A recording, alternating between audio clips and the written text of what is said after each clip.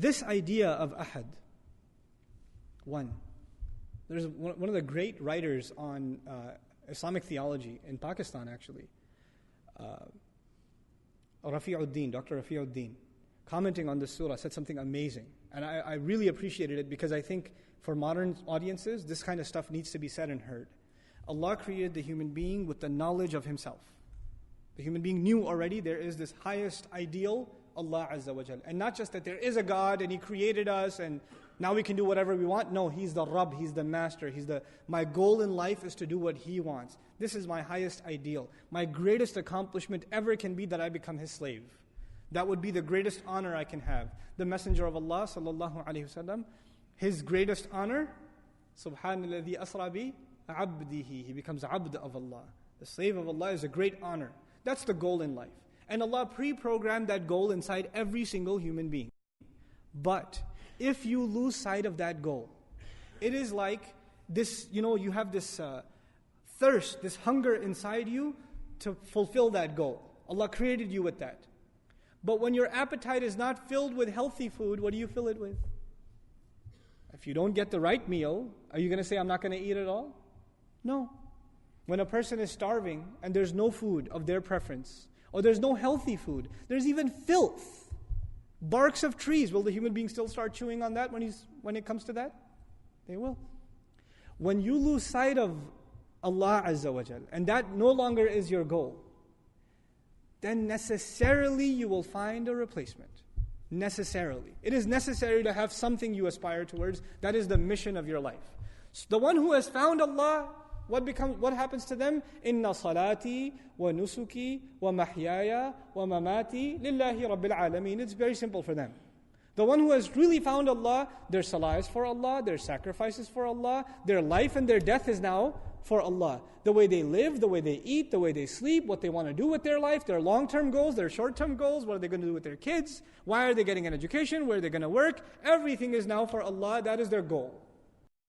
But for the one who doesn't have that goal, they have to find another goal. And in old times there used to be idols, there used to be other religions, you find some other God. But in our times it's become far more pathetic. Far more pathetic. Now you have someone who's obsessed with their body and they're working out 18 hours a day. And their only goal in life is to just keep getting buffer and buffer. It's the only goal. Take steroid and look sharp, stay on top, keep in shape. Or there's this goal they set with their trainer. I got to do this many reps, or I got to do this many push-ups, or I got to get bench press this many pounds, etc. That's their goal. That has become their ilah. For a person that their life has become about money.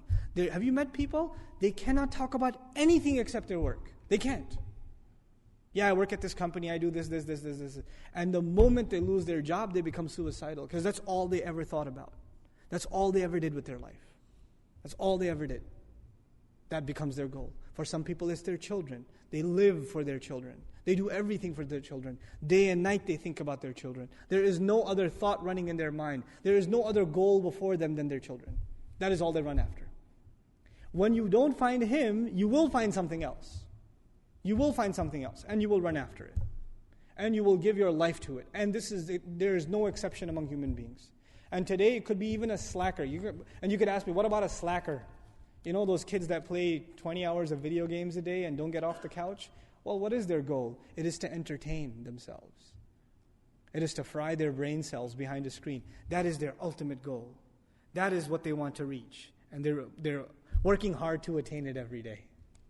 Right? That's what it becomes. These are the psychological implications of understanding Tawheed.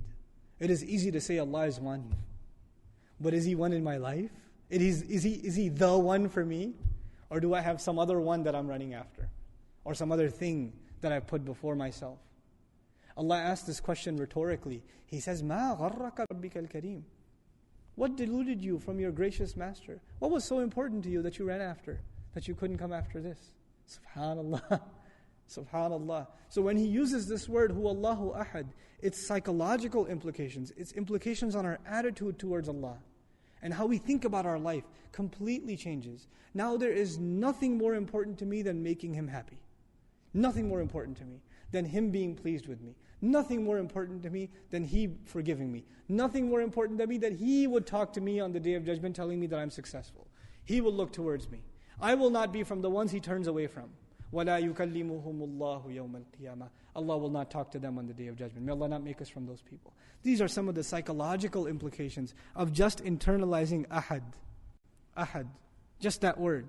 What Allah is saying, this is who Allah is. This is what He's supposed to do. And I want to conclude, because it's time for salah, with the following. This is I can't quote Iqbal because I'm terrible at Urdu, but I'll tell you the meaning of the verse. Okay? Though I like the verse myself. It's poetry. But he says what used to be, he's talking about, it's a poem about Tawheed. It's a poem about Tawheed. And he says what used to be something that burned in the hearts of men,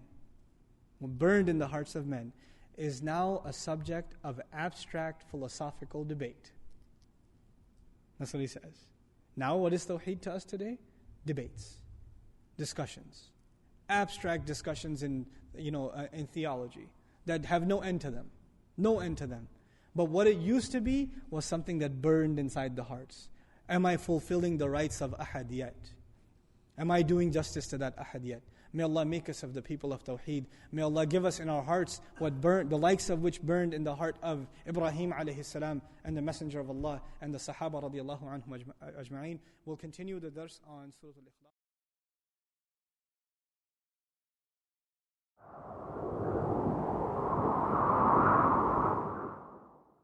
أعوذ بالله من الشيطان الرجيم